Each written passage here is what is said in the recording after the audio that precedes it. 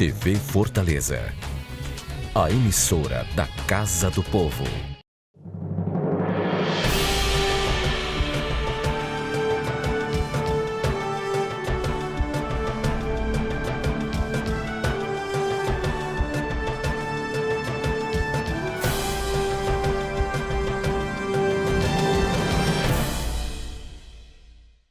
Faccionados, milicianos, policiais envolvidos com crime ou mesmo os criminosos comuns. Essas pessoas têm em comum a mente criminosa. A sociedade brasileira, na semana que passou, e parte da sociedade internacional, foram sacudidos pelo assassinato da vereadora no Rio de Janeiro. Faz parte de uma realidade penosa que nós estamos vivendo neste país desde há muito. O que não faz parte são as múltiplas interpretações que exalam um ódio e uma percepção sobre essa banalidade da vida como nunca dantes. Essa semana, as chamadas redes sociais foram permeadas por textos que, se não fora o atentado contra a vida da vereadora e do seu motorista, seriam tão criminosos quanto.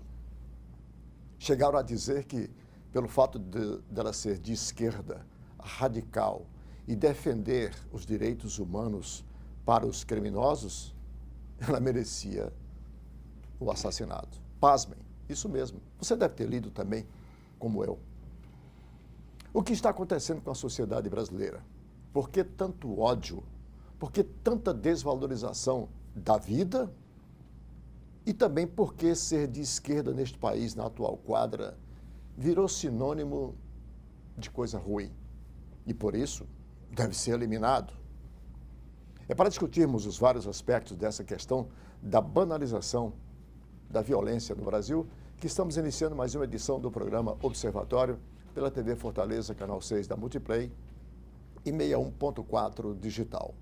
Você acompanha nesse instante a tradução para a língua de sinais, feita pelo Marcos, que vai se revezar com o Ícaro, fazendo parte do processo de comunicação inclusiva adotado pela Câmara Municipal de Fortaleza. Nós temos hoje, para discutir essa questão da violência no Brasil e também no Ceará, obviamente, as participações dos nossos debatedores e colaboradores. O professor Reginaldo Vasconcelos, advogado, presidente da Academia Cearense de Literatura e Jornalismo. O também professor Alder Teixeira, professor de Comunicação e Educação e Arte, que também faz parte da nossa equipe. E o professor doutor Roberto Martins Rodrigues, nosso decano, ao qual rendemos aqui todas as homenagens e é como nosso consultor, a nossa voz ponderada. Eu sou Arnaldo Santos, peço a você, assinante, apenas um minuto para um rápido intervalo e já voltamos com mais um Observatório.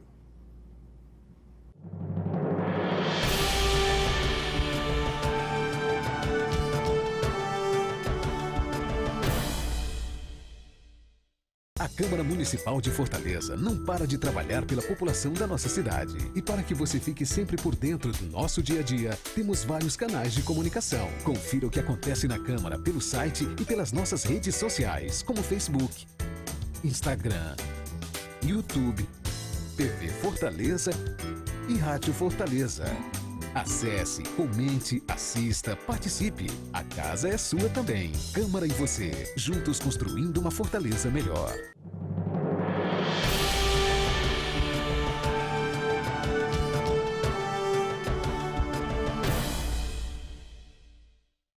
De volta com o primeiro bloco do programa Observatório pela TV Fortaleza, canal 6 da Multiplay. Para você, assinante que ligou agora, o programa tem hoje as participações dos nossos três convidados debatedores.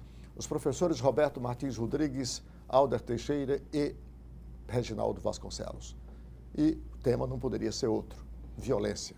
Violência a partir desse brutal duplo assassinato ocorrido no Rio de Janeiro na semana que passou, perpetrado contra a vereadora de primeiro mandato e o seu motorista. Agradecendo desde já as participações. Eu queria começar, Alda, com você. Qual é a sua percepção sobre este crime, porque, claro, ganhou repercussão internacional em razão não de ser de esquerda ou por ser negra, mas por ser uma vereadora, portanto, detentora de um mandato parlamentar e que tem todo um simbolismo de um ataque contra a democracia, né?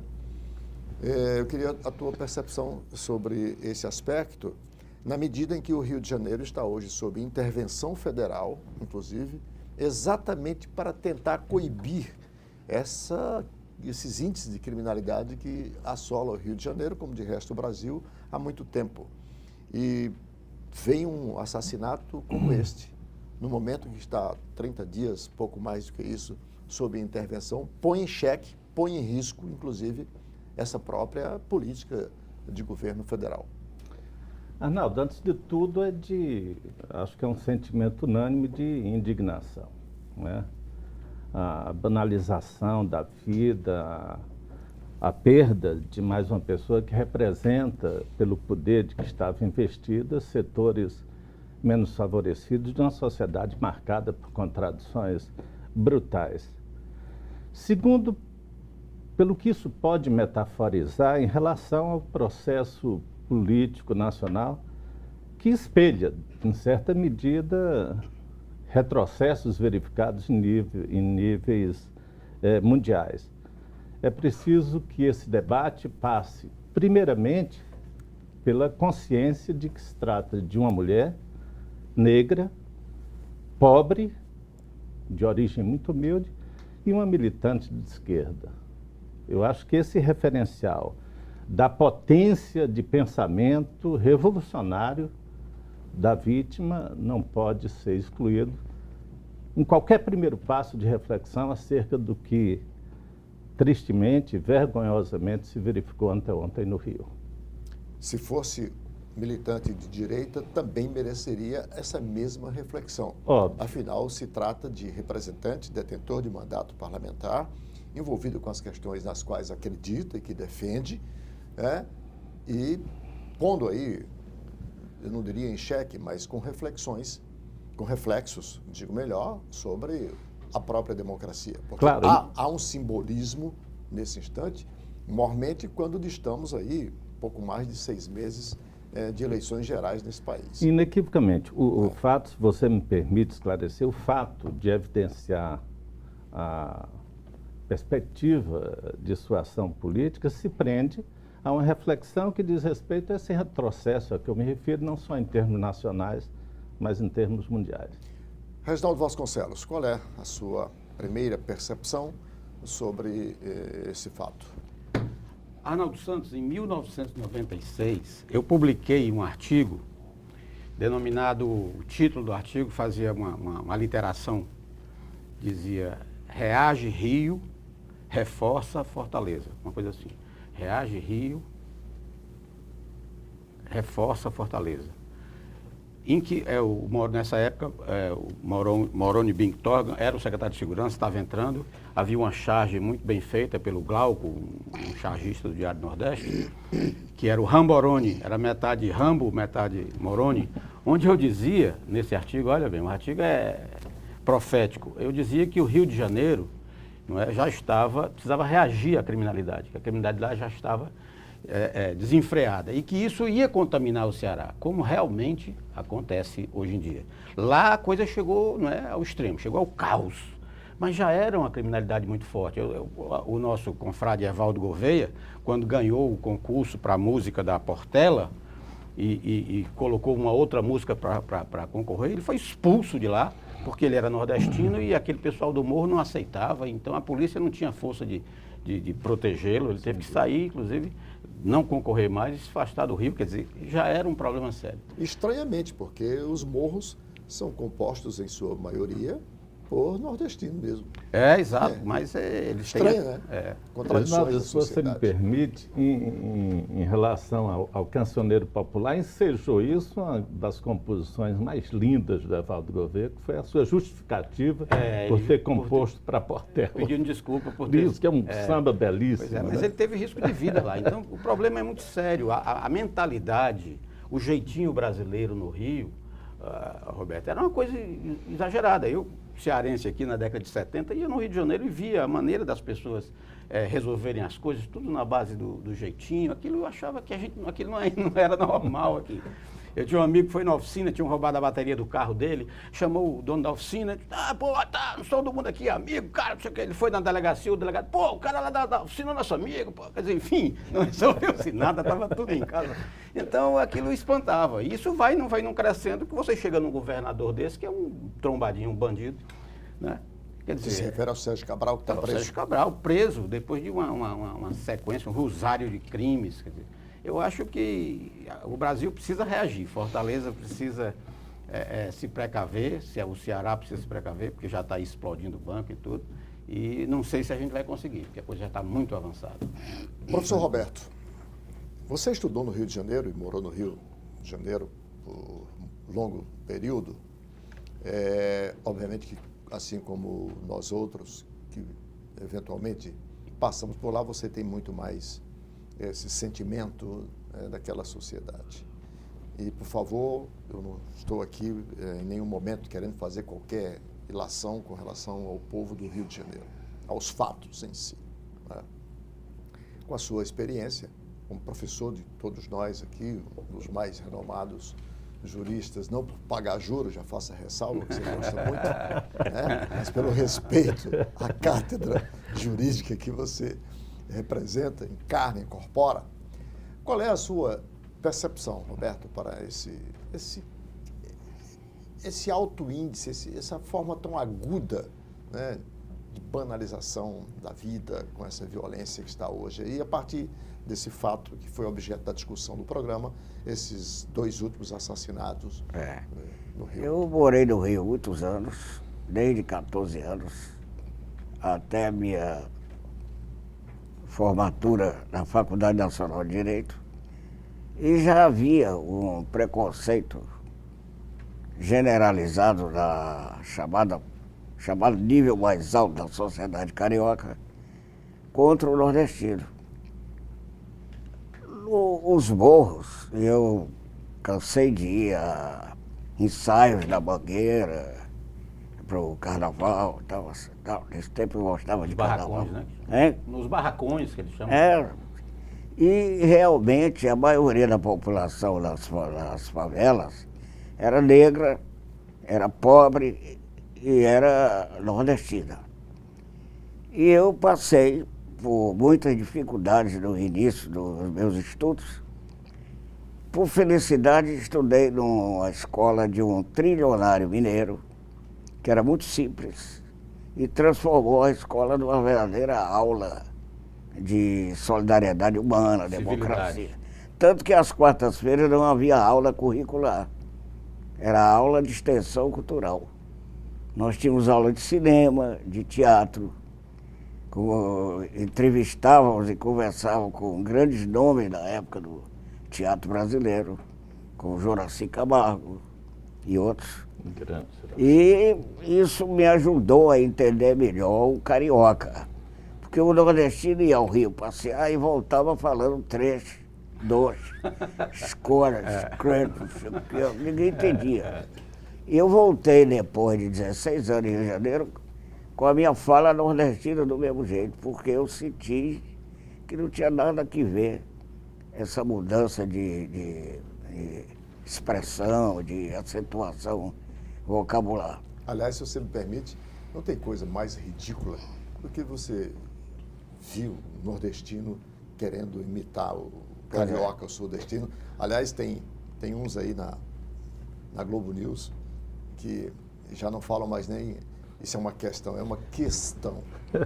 Nós temos que observar que é muito importante. Negócio só para a gente descontrair um pouco. Nada que diga respeito a Jéssica Camarote, por favor. Eu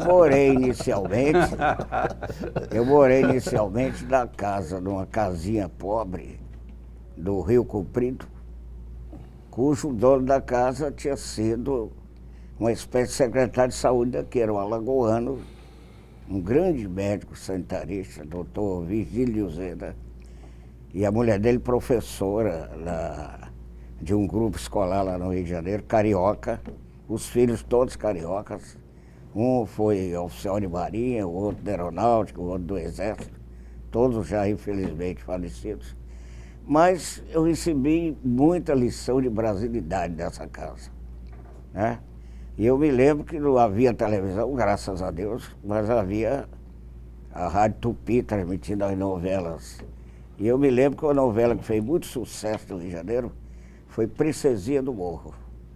Exatamente tratando da história de uma nordestina que, por ser muito bonita e morar no morro, atingiu O morro nesse a vaidade tempo tinha uma feição carioca. poética, né? Se faziam sambas sobre o morro, barracão, exatamente. vizinho. A Como a maioria dos sociedade- sambas era sobre o morro. Roberto, como uma sociedade com características como essa, portanto, de bonachão, bom vivant, né? Se torna ao mesmo tempo, produz ao mesmo tempo tanta violência? A que se pode, quer dizer, numa perspectiva antropológica, que relação se pode estabelecer numa transformação como essa, nesse instante dessa sociedade? Porque vocês colocam aqui uma sociedade extremamente afável, simpática, um jeito diferente, o jeito carioca de ser. São simpáticos, né? até os E hoje, simpáticos. quer dizer, essa sociedade está desse jeito. Olha, aí é que eu acho que a raiz, ou remoto ou próximo, quem pode falar melhor nisso, além de você, é o Reginaldo e o Alder. Mas eu acho que a raiz se chama falta de uma política socialmente justa. Há uma reação. Eu vou contar aqui um episódio envolvendo esse que está falando. A minha empregada, que está comigo, foi da minha mãe, está comigo há 20 anos, ela almoça na mesa comigo. E uma fulana veio, uma madame dessas mais bem sortidas da vida, veio perguntar se era verdade que eu levava a empregada para a mesa do almoço. Eu disse que era, ao contrário de alguns que queriam levar para a cama e não tinham competência. Foi a minha resposta. Desculpe se eu saí um pouco Não, é bom descontrair. do programa, mas é a realidade. Você tem licença poética para fazer essas coisas. Mas, Arnaldo, A realidade é essa. Existe o preconceito contra o pobre, contra o negro, Roberto, e no Rio de ainda Janeiro? hoje.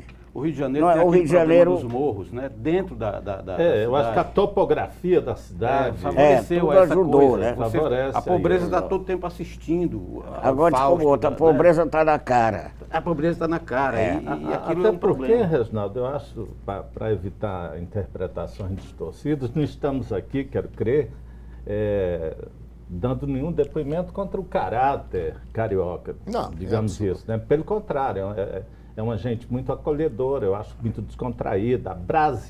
O brasileirismo do carioca, eu acho que é uma coisa que engrandece muito aquela Não gente. tenha dúvida. As mulheres Agora, belíssimas. acho que esse aspecto a que Reginaldo, com muita sensibilidade, se refere, aponta para a raiz desse problema que estamos Mas é a enfrentando, né? desigualdade social. Ah, Sim, essa exato. é nacional. Pra mim é a essa raiz. é nacional, claro. é isso. Claro, mas nós não podemos pensar a questão da droga, por exemplo, independente desse contexto de contradições sociais e de miséria. E olhe etc. bem, no tempo que eu morei lá, o Rio de Janeiro era a capital.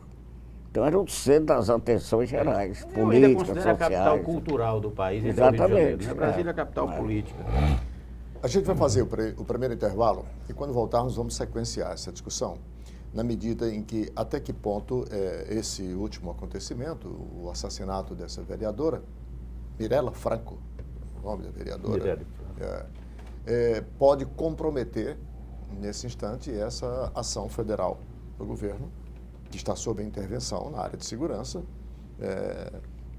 na medida em que as consequências que nós não conhecemos ainda, porque ainda só faz 24 horas, os desdobramentos estão aí para acontecer, para identificação dos autores, mandantes, ligações e tudo.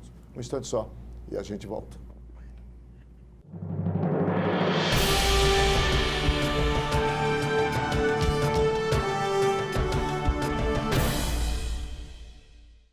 A Câmara Municipal de Fortaleza não para de trabalhar pela população da nossa cidade. E para que você fique sempre por dentro do nosso dia a dia, temos vários canais de comunicação. Confira o que acontece na Câmara pelo site e pelas nossas redes sociais, como Facebook, Instagram, YouTube TV Fortaleza e Rádio Fortaleza. Acesse, comente, assista, participe. A casa é sua também. Câmara e você, juntos construindo uma Fortaleza melhor. Quando fiquei sabendo que tinha tuberculose, imaginei, é o fim. Mas logo descobri, tuberculose tem cura. Se parar o tratamento, a doença pode voltar, mais forte. Família, amigos, profissionais de saúde, todos juntos contra a tuberculose. É bom saber que eu não estou sozinho. Em caso de tosse por mais de 3 semanas, procure uma unidade de saúde. Pode ser tuberculose e o tratamento precisa ser feito até o fim. Amigos, o período de chuva está chegando em Fortaleza e precisamos nos preparar para combater o mosquito Aedes aegypti. Então, vejam agora as dicas do Dr. Drauzio Varela para cada um de vocês. Faça a sua parte. Não deixe água parada. Olhe no ralo do banheiro, no potinho do animal de estimação, nos vasos de plantas e mantenha a caixa d'água e a lixeira bem fechadas. Juntos vamos vencer o mosquito. Uma campanha da Prefeitura de Fortaleza e de todas as famílias.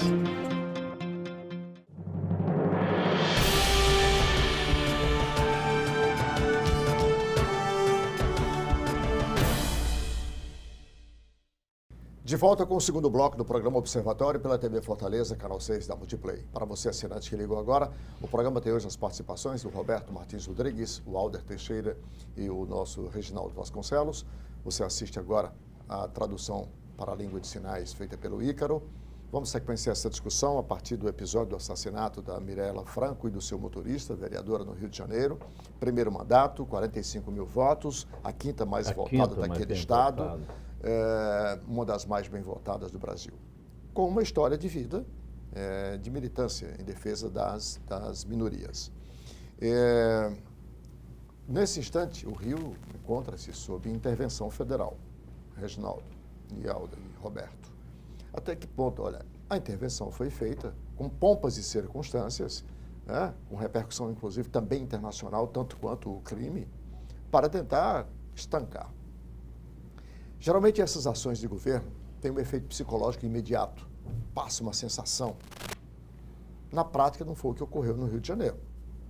Os crimes só têm aumentado e agora com essa gravidade de se atingir, quer dizer, o poder público através de uma autoridade constituída. Representativa, né, da própria democracia. Que leitura, Reginaldo, você faz? Até que ponto isso pode comprometer e é sinal de que não basta uma ação de governo no Diário Oficial, numa assinatura, com visibilidade internacional. É preciso ter ação efetiva. Pelo visto... Você, na abertura do programa, Arnaldo, você fez um comentário que essas pessoas têm problemas de caráter, banalizam a vida. Em comum, elas têm a mente criminosa. Sejam faccionados, policiais envolvidos com crime comum, e também os traficantes. A minha tese é que todos eles são sociopatas. A sociopatia é uma doença psicossocial que está registrada no Código Internacional de Doenças e ninguém leva a sério.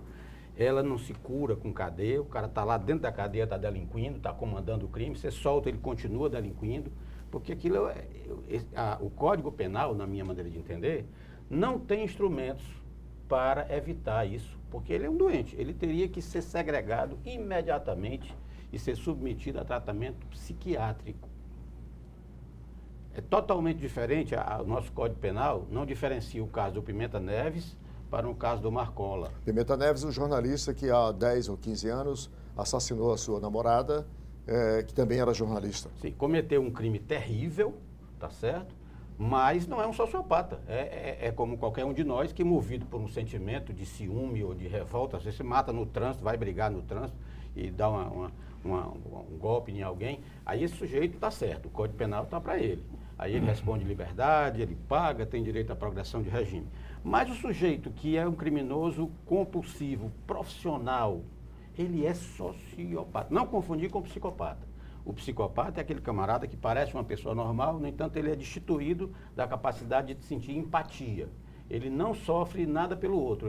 Você está sofrendo aí, ele não sente nada. Ele é capaz de matar a pessoa mais próxima dele sem se ressentir. O sociopata não.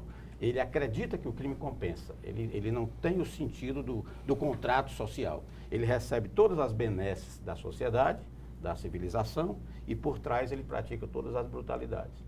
Então, precisava se tratar nele. É lamentável, por todos os títulos, esse assassinato dessa menina, uma menina nova, bonita, militante da política. Agora, ela se colocou numa luta de elefantes, né? Você tem a luta de elefantes, um coelhinho ali, polícia do Rio, perigosíssima, e bandidos do Rio, mais perigosos ainda. Ela estava fazendo denúncias, etc. Tal. Eu acho que eu só faria aquilo que ela fez se eu andasse num carro blindado com um outro carro de segurança. É muito perigoso o que ela fez. Então, lamento profundamente. Eu devo, em princípio, evidenciar que tem um grande respeito pelo Reginaldo, nutro pessoalmente um carinho muito grande. Agora, me permite discordar um pouco em relação a essa visão muito simplificadora da caracterização da sociopatia. Eu ilustro isso com uma citação do Dostoiévski, que está no livro belíssimo dele, onde essa discussão do desvio de caráter com uma certa atenção e com um profundo talento discutido, que ele diz: nos ambientes em que estive, no convívio das pessoas rotuladas como absolutamente irrecuperáveis, encontrei provas de uma generosidade extremamente viva. Então, eu digo isso, é uma leitura, eu não diria utópica, mas marcada por um certo otimismo. Eu não sou muito favorável a essa perspectiva de que o criminoso é necessariamente irrecuperável. Não. Primeiramente, porque eu acho que a criminalidade tem que ser pensada necessariamente na sua relação com as contradições de uma sociedade marcada por desigualdades que são, essas sim, criminosas. Agora, especificamente em relação a esse caso lá do Rio de Janeiro, eu acho que o Reginaldo tem uma pertinência muito grande ao evidenciar que ela, como militante política, estava tocando em questões nevrálgicas do contexto socioeconômico e político do Rio de Janeiro, que poderão, não quero aqui precipitar absolutamente conclusões, mas que poderão indicar o envolvimento de setores organizados da sociedade política e econômica do Rio de Janeiro. Arnaldo, eu fui citado pelo artigo 14, eu tenho que dizer a ele. Não, eu não disse aqui e não penso que o sociopata seja irrecuperável, não. Eu disse que ele deveria ser submetido a um tratamento e voltar à sociedade mediante um laudo de uma junta médica de psiquiatras forenses. Mesmo nesses nossos presídios infectos, nessas geenas que existem aí, alguns se recuperam, saem de lá pastores protestantes, saem de lá advogados formados, com livros publicados. Há uma possibilidade de recuperação. Você toca também na causa da sociopatia. Sim, é a sociedade doente, são as desigualdades que provocam a doença.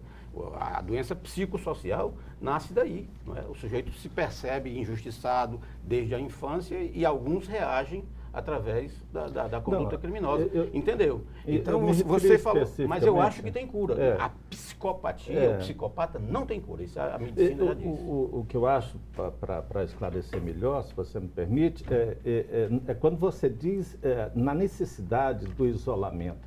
Isso me lembra muito o caso do Lima Barreto no Rio de Janeiro, né? Aliás, documentado brilhantemente em alguns dos seus livros. Esse isolamento tem sido, do ponto de vista médico e do ponto de vista policial, tem sido absolutamente infeliz. Os resultados são desastrosos. Eu não defendo esse tratamento manicomial, não. Tem um estado do Brasil, Arnaldo, onde o secretário de Segurança e o governador resolveram adotar o seguinte: levar os presos, você viu essa matéria? Toda semana ele reúne os presos menos violentos e levam para um sítio onde eles fazem sessões até tentaram até o Daime, o Santo Daime e tal. Essas pessoas se tornaram colaborativas dentro do presídio, entendeu? Não é um isolamento manicomial, é você tirar da sociedade, porque senão ele volta a delinquir. Mas ele pode ir com a família. Eu penso em botar esse homem numa região, inclusive industrial, onde ele pudesse produzir, estudar, se preparar. É claro que é um pouco, não é? Utópico, porque o Brasil não tem condições, os presídios é aquela imundície e eles já não podem sustentá-los. Mas seria uma solução. Não é segregar para castigar, não. algumas pessoas que são contra esse pensamento, você quer chamar de doentinho o cara que é criminoso, aí o outro diz, você quer retirar todos os direitos do preso para ele se tornar um doente. Nem uma coisa nem outra. Eu quero é que, primeiro, a sociedade seja protegida, não é? E segundo, ele tenha realmente uma oportunidade de se recuperar psiquicamente. Você pode ser confundido como defensor dos direitos humanos e ser criminalizado por isso, porque é essa a interpretação que você está dando nesse instante ao fazer essa defesa. Arnaldo, há que se pensar também na nossa realidade presidial, né? São fábricas de agravamento das distorções da sociedade. Não tenho dúvida. As condições são subhumanas. Professor Roberto, eu quero colocá-lo, chamando aqui para o eixo da discussão que eu propus na abertura do programa, até que ponto este crime, pelas suas características, pelo simbolismo que tem, porque atingiu a uma vereadora, portanto uma representante política do povo do Rio de Janeiro, isso poderá ter reflexos e comprometer, nesse instante, essa intervenção pelo qual o Rio de Janeiro está submetido nesse instante, na área de segurança pública, com o exército na rua, com seus tanques, com seu armamento, com tudo, e nem por isso se evitou um crime dessa magnitude. Um não, dois. Esse problema da vereadora é apenas um reflexo daquilo que foi colocado aqui, da desigualdade social. É um aspecto político, sociológico, e não é um caso isolado, porque o pobre sofre no Brasil diariamente, não como a vereadora, mas parecido. Né? Há um preconceito geral contra o negro, contra a negra, contra o pobre. Existe. Essa que é a realidade. Então, o que nós precisamos combater... Esse crime será desvendado, mas cedo ou mais tarde. Eu não sei se foi a polícia que matou, se foram os bandidos. É muito cedo para um diagnóstico correto do fato que é extremamente grave, mas é revelador do clima que se está vivendo no país há muito tempo. Né? Você chama atenção para um fato que nós temos que esperar, mas que, como tudo que está ruim pode ficar ainda pior, foi assassinada uma representante popular, portanto, uma representante do Estado. Tá? Se este crime, se for desvendado e se comprovado que foi perpetrado por agente do Estado, pior ainda. Pois é. Né? No caso, se tiver envolvimento, de polícias, já que ela fazia sérias críticas públicas na tribuna da Câmara Municipal e pela imprensa. Dos pobres. Dos pobres. Dos bairros periféricos. E, sobretudo, o assassinato daqueles dois jovens que ocorreram, que ela atribuía que tivesse sido feito perpetrado por policiais pertencentes ao 41º Batalhão do Rio de Janeiro, próximo lá, quer dizer, a favela da Maré, de onde ela tinha uma militância e tinha sua própria origem. Quer dizer, essa é a grande expectativa. Eu acho muito um Estado cedo... sob intervenção federal, militar, uma representante, quer dizer, do Estado, da Câmara Municipal, como vereadora, seu assessor, seu motorista, se perpetrado por alguém com alguma vinculação com o Estado, no caso a polícia, como se anda especulando, não se está afirmando, assume características de uma gravidade sem precedentes. Permita-me um acréscimo. A Mirella, ela tinha tecido críticas contundentes à polícia militar, mas também foi intransigentemente contrária à intervenção no Rio de Janeiro. Esse dado não pode ser afastado das reflexões. Até porque há um desvirtuamento da função do Exército. A função do Exército é essa. O que se tinha que fazer era uma análise global de tudo. Não apenas se a polícia está mal instrumentalizada, se tem poucos policiais. Isso é importante, mas não é o decisivo. Tem que ver a questão social. Outra coisa, como é próprio da sua, permita-me o elogio assim, né, da sua maturidade intelectual, você levantou um aspecto que me parece extremamente importante. É a reação popular através das redes. Que eu vou colocar para a gente discutir no bloco esse seguinte. Esse aspecto aí reflete a gravidade da realidade que nós estamos vivendo hoje. É o que eu estou dizendo. Que é a percepção, a visão de mundo que a leitura que se está fazendo do fato, de um modo geral. Eu acho que a morte da vereadora já foi consequência da intervenção. Ela está fazendo denúncias contra a polícia e está repercutindo mal para os interventores e essas pessoas então tomaram essa medida. Ela foi morta por uma organização criminosa. Se uma organização criminosa governamental ou bandida, eu não sei. Mas ela foi morta por uma... A gente já constataram. Ela foi executada, não roubaram nada, não foi tentativa. Os caras estavam esperando ela sair do evento de que ela participava. Não é? Isso aí é indubitável. E eu acho, Arnaldo, que isso pode recrudescer a intervenção.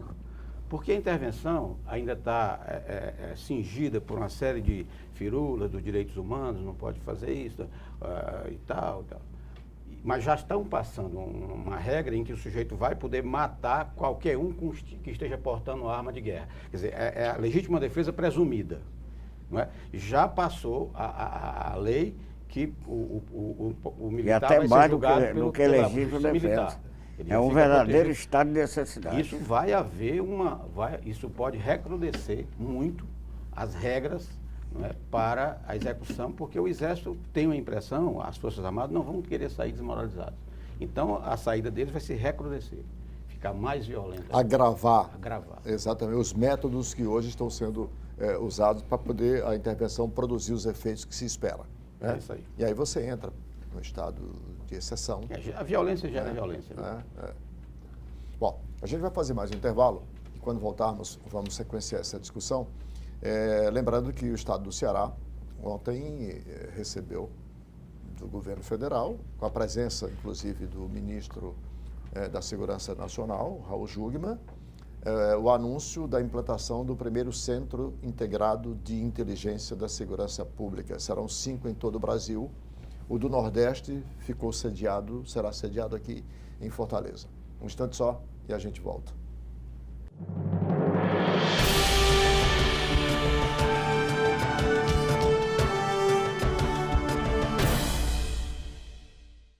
A Câmara Municipal de Fortaleza não para de trabalhar pela população da nossa cidade. E para que você fique sempre por dentro do nosso dia a dia, temos vários canais de comunicação. Confira o que acontece na Câmara pelo site e pelas nossas redes sociais, como Facebook, Instagram, YouTube, TV Fortaleza e Rádio Fortaleza. Acesse, comente, assista, participe. A casa é sua também. Câmara e você, juntos construindo uma Fortaleza melhor. Quando fiquei sabendo que tinha tuberculose, imaginei, é o fim. Mas logo descobri, tuberculose tem cura. Se parar o tratamento, a doença pode voltar, mais forte. Família, amigos, profissionais de saúde, todos juntos contra a tuberculose. É bom saber que eu não estou sozinho. Em caso de tosse por mais de 3 semanas, procure uma unidade de saúde. Pode ser tuberculose e o tratamento precisa ser feito até o fim. Amigos, o período de chuva está chegando em Fortaleza e precisamos nos preparar para combater o mosquito Aedes aegypti. Então, vejam agora as dicas do Dr. Drauzio Varella para cada um de vocês. Faça a sua parte. Não deixe água parada. Olhe no ralo do banheiro, no potinho do animal de estimação, nos vasos de plantas e mantenha a caixa d'água e a lixeira bem fechadas. Juntos vamos vencer o mosquito. Uma campanha da Prefeitura de Fortaleza e de todas as famílias.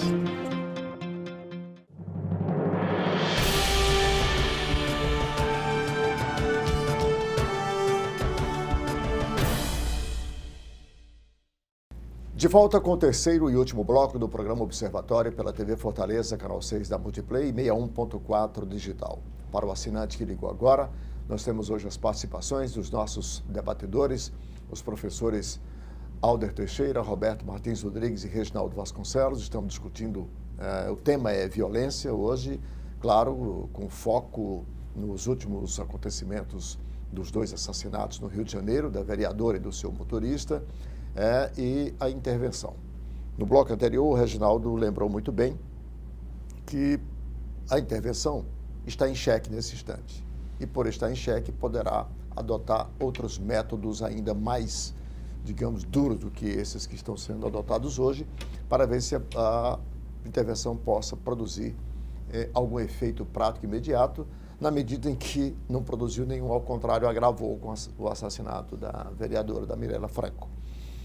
Antes de colocar aqui o anúncio da criação do Centro Integrado de Inteligência, que o ministro Raul Jungmann, na semana que passou, anunciou aqui com pompas e circunstâncias, tanto quanto as pompas da intervenção, né? Eu quero colocar rapidamente aqui para vocês uma coisa que a mim preocupa muito e foi objeto de abertura no editorial do programa. As manifestações pelas redes sociais sobre a morte dessa vereadora e do seu motorista. Pessoas, dos mais diversos matizes, inclusive intelectuais, fazendo paralelos e insinuações de que a morte da vereadora tem ligações diretas com a sua militância de esquerda radical, em defesa das minorias, outros defendendo que ela pode estar envolvida com o próprio crime organizado que teria financiado sua campanha. Outros chegam, ao meu ponto de vista, se me permite, ao meu sentir, ao disparate de dizer que radical, de esquerda, defendendo bandido, como essa era a sua militância enquanto mulher vereadora, não tem nenhum problema ser assassinado. Isso é um negócio, a mim, absurdo. Nominável, absurdo, né? Eu queria, Reginaldo, qual é a sua percepção para essa interpretação, para essa angulação, para este sentimento de ódio que a sociedade brasileira tem manifestado e não é isolado? Tem viralizado isso pelas redes sociais desde os fatos. Não, o que eu vejo as pessoas reclamarem, eu vejo protestos, é pelo fato de que todos os dias acontecem fatos que tais no Brasil todo, no Rio de Janeiro principalmente. Todo dia inocentes são mortos, crianças grávidas, não é? Alguns são a ponta do iceberg, aparecem na mídia, outros não, a gente não toma nem conhecimento. E no caso dela, né, mereceu toda essa repercussão. Isso irrita algumas pessoas. Imagino que quem tenha sido recentemente vítima, famílias que sofreram o mesmo trauma e que não tiveram a mesma promessa de que vai ser resolvido, pode esperar. Então isso irrita um pouco as pessoas. Agora eu acho que ela foi vítima de pessoas, de grupos que estavam sendo incomodados por ela. Eu não acho que foi porque ela é de esquerda, nem porque é mulher, nem porque é negra. Eu acho que a atuação dela, a militância dela, estava incomodando pessoas envolvidas no crime, não é? Ou do lado da polícia do Rio de Janeiro, ou do lado da bandidagem, do crime organizado carioca. Eu creio nisso. Agora, é claro que se ela era uma militante política, se ela tem milhares de eleitores no Rio, se ela tem milhões de simpatizantes no Brasil, isso provoca essa comoção nacional. Eu fico profundamente comovido porque uma jovem cheia de vontade, uma jovem que teve toda a superação social, né? Eu tive o cuidado desde o começo de sempre mencionar não só o assassinato dela, mas do seu assessor, do seu motorista, que estava junto. E eu que tenho filho, eu tenho filha na idade dela e que inclusive afrodescendente, para mim é chocante. Eu tenho feito isso exatamente com o propósito de mostrar que todo e qualquer crime contra qualquer pessoa, de esquerda, de direita, branco, preto, pobre ou rico, deve merecer de todos nós a mesma repulsa, o mesmo repúdio, a mesma indignação com a qual a sociedade brasileira hoje está manifestando, né? Agora, é preciso, de um modo geral, que as pessoas compreendam que alguns crimes têm essa repercussão em função do simbolismo do que aquela pessoa representa, né, para uma nação, não apenas para a sua comunidade, na sua micro-realidade. É isso que precisa. Quando não se dá repercussão ao assassinato de um trabalhador, não é porque se ignora isto, né? É porque há um outro simbolismo, que não fosse assim, por que esse crime está repercutindo no mundo inteiro? De merecer editoriais dos grandes jornais do mundo inteiro. Exatamente ela representava, por esse simbolismo daquilo que ela representava. Isso é preciso ser dito para que nós mesmos não sejamos aqui mal interpretados. É verdade. Eu acho que essas suas últimas ponderações são bastante esclarecedoras, mas eu gostaria de reforçar. É evidente que, do ponto de vista humano, qualquer assassinato ceifa vidas e é inaceitável, né? Agora, quando se mata uma liderança política que ergue a sua voz, que direciona as suas ações políticas em favor de um número incalculável de outras pessoas menos favorecidas, é evidente que nós temos a obrigação de repercutir mais isso.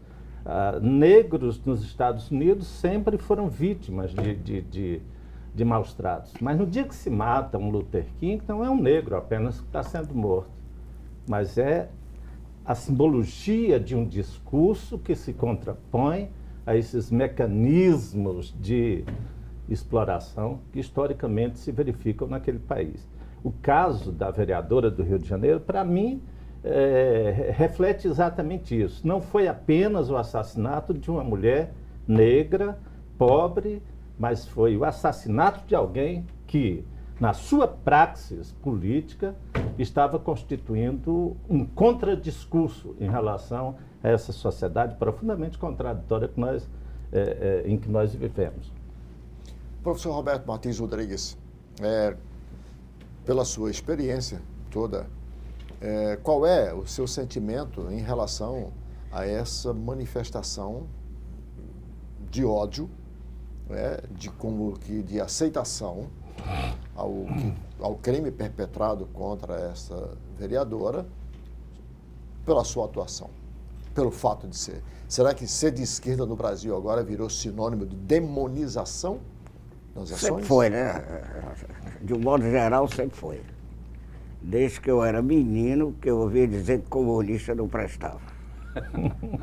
Então, isso veio de longe. Comia criancinha, né? É? Comunista comia criancinha. Comia criancinha, exatamente. Aliás, você lembra hoje não se chama mais comunista, se chama pedófilo. Aliás, você está me lembrando aí um fato que, se me permite aqui só um parêntese. O hoje senador Tasso Gereissati, quando se candidatou a governador em 1986, se eu não me engano, pela primeira vez, foi preciso Dom Aloysio Lorscheider, que era vivo à época, que era o arcebispo de Fortaleza, dar uma nota, negando que o senador Tasso Gereissati fosse um comunista e que, portanto, perpetrava qualquer mal contra crianças, porque chegou a ser acusado disso. Isso é para reforçar o que você disse. Porque comunista era nome feio.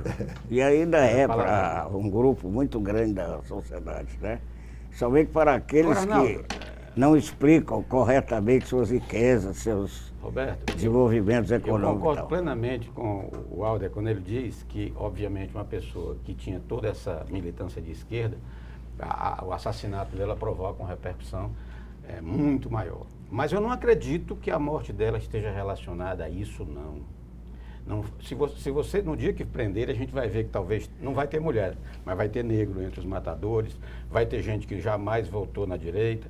Eu acho que ela estava incomodando o crime, ou o crime praticado pela polícia, ou o crime praticado por bandidos. Eu acho mas me parece que o que nós refletíamos é a repercussão disso na reação de setores da sociedade. E essa repercussão, evidentemente, se dá de forma distorcida, intencionalmente distorcida. Eu vi agora, pouco antes de entrar no estúdio, eu recebi uma mensagem de um intelectual cearense com um depoimento que depõe não só contra o caráter dele, mas contra a intelectualidade que eu tanto admirei. Nós deixemos isso para eu recebi algumas mensagens de alguns amigos, mas uma particularmente me chamou a atenção. Foi dirigida a mim, eu não vou dar o nome da pessoa, obviamente, mas dizia assim, você devia verificar, Arnaldo, qual a militância dessa vereadora? O que é que ela fazia defendendo esses bandidos que estão presos lá nas penitenciárias do Rio de Janeiro, que ela tanto ia defender diante do governo para pedir tratamento humanitário para eles e tal. Isso é que você devia. Como temos amigos comuns, eu cheguei a dizer... Eu estou achando assim, muito coincidente. Eu não respondi. Esses Mas olha aqui, eu preferi não responder.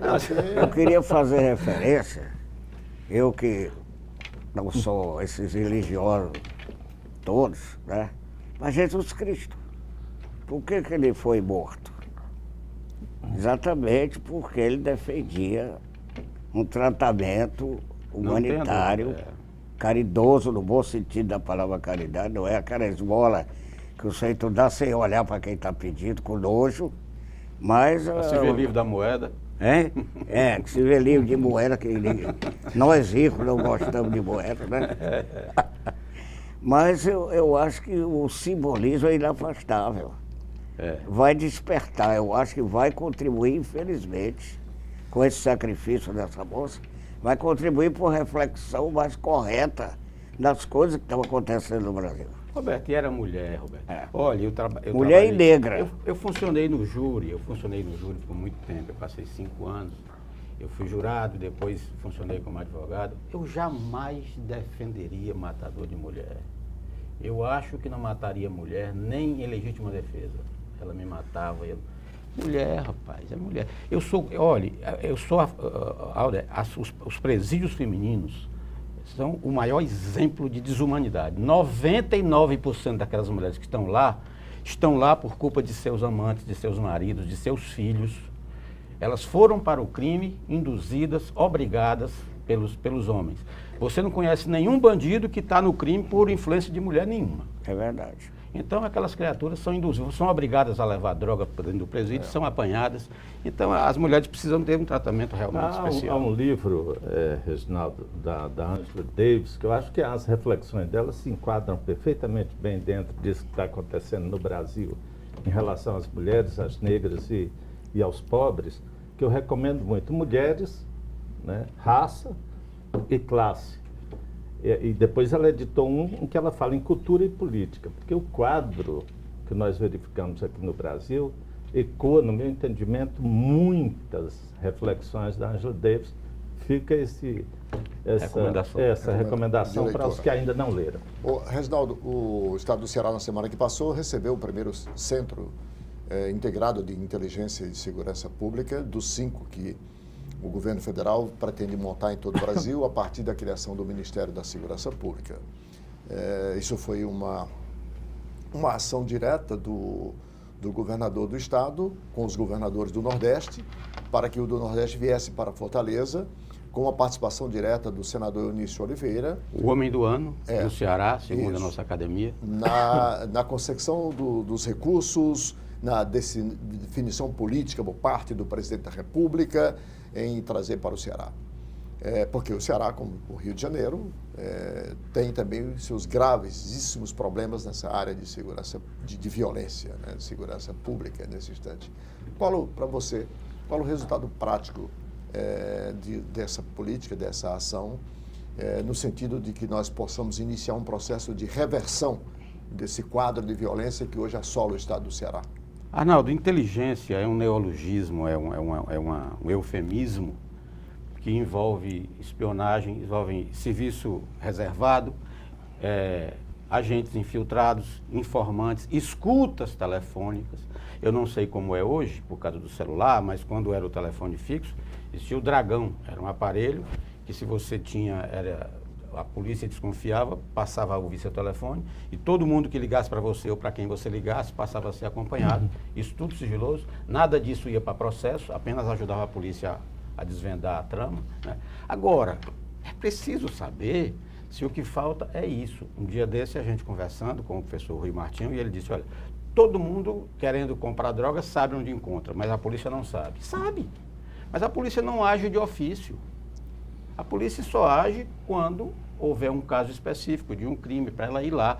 Ela não age de ofício, ela não vai, o policial não vai se desgastar, se arriscar para ir numa boca de fumo sem ter um objetivo específico. Eu me lembro de um caso, logo que o Ronda do Quarteirão foi implantado, dois camaradas entraram numa casa fechada, uma casa engomada, como se diz, estavam tirando a caixa d'água, aquela caixa d'água de plástico, E o Honda passou e um vizinho disse, ali, os caras estão roubando.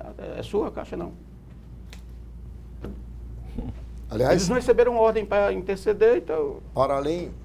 Às vezes dão busca de arma em indivíduos de aparência, não é, suspeita, porque inclusive a arma, eles têm uma remuneração por cada arma ilícita que eles encontram. Então. Mas precisa agir de ofício. A polícia sabe de muita coisa e não faz nada porque não tem equipamento, não tem pessoal, é mal paga. Pois não é, tem estímulo. Esse centro trará essas coisas, Aldo? Qual é a sua expectativa em relação? Porque há um fato aí que me chama a atenção, e essa é a função desse centro, que é a integração das informações. Até então, as polícias agiram até que cada um ao seu modo, com os parcos recursos que dispõe, e elas não se comunicavam entre si, exceto quando tinha um fato determinado de um mandado de prisão de alguém que saiu de um estado e foi para o outro e tal. Mas assim, você praticava um crime aqui, ia para o Pará, e lá no Pará ele mudava de nome, falsificava um documento e continuava como se fosse um cidadão idôneo. Esses centros têm hoje essa característica importante, que é integrar essas informações para que se possa mais rápido e mais facilmente identificar todos os crimes perpetrados, seja por quem for. Você tem uma expectativa positiva em relação a isso, Alda? Arnaldo, há um princípio intelectual de que não abre mão, que é não emitir opinião sobre aquilo que desconheço. Eu desconheço a estrutura desse centro, sei o que todos sabemos através da imprensa, mas acho que toda e qualquer mobilização de esforços em relação à criminalidade no Ceará, exemplo do que acontece nos outros estados do país, devem ser apoiados.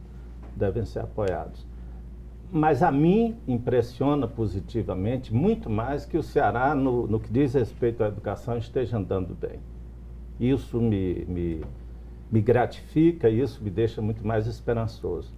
Nomeadamente, quando a gente vê que o lançamento desse centro integrado de inteligência se dá com solenidade, com um aparato que eu acho que não é necessário nesse momento. Nós estamos precisando de ações efetivas e não de visibilidade através de vitrinas. Roberto Martins Rodrigues, e você? Qual é a sua Eu tenho medo. Você tem desse medo? centro de inteligência. É? Porque vai atrair para o Ceará mais ainda os olhos de um Brasil invejoso da ação do governador Camilo Santana, do próprio Eunício, né, que a instituição belamente presidida pelo Reginaldo deu o título de Homem do Ano, né? E tudo isso vai atrair. Agora, ninguém pode também obscurecer que é um grande triunfo do Estado, do governo do Estado e da população. Porque se eu entendo o centro de inteligência como um centro que vai integrar as informações, estudá-las cientificamente e produzir o resultado prático de ação efetiva e continuada contra o crime, seja ele de que natureza for, aí eu dou meu aplauso. Ok, com essas colocações finalizamos mais uma edição do programa Observatório pela TV Fortaleza, canal 6 da Multiplay. Agradecendo aos nossos debatedores, professores Reginaldo Vasconcelos, Roberto Martins Rodrigues e Alder Teixeira. Agradecendo a toda a equipe e, em especial, a você, assinante, com um convite para um próximo Observatório. Até lá.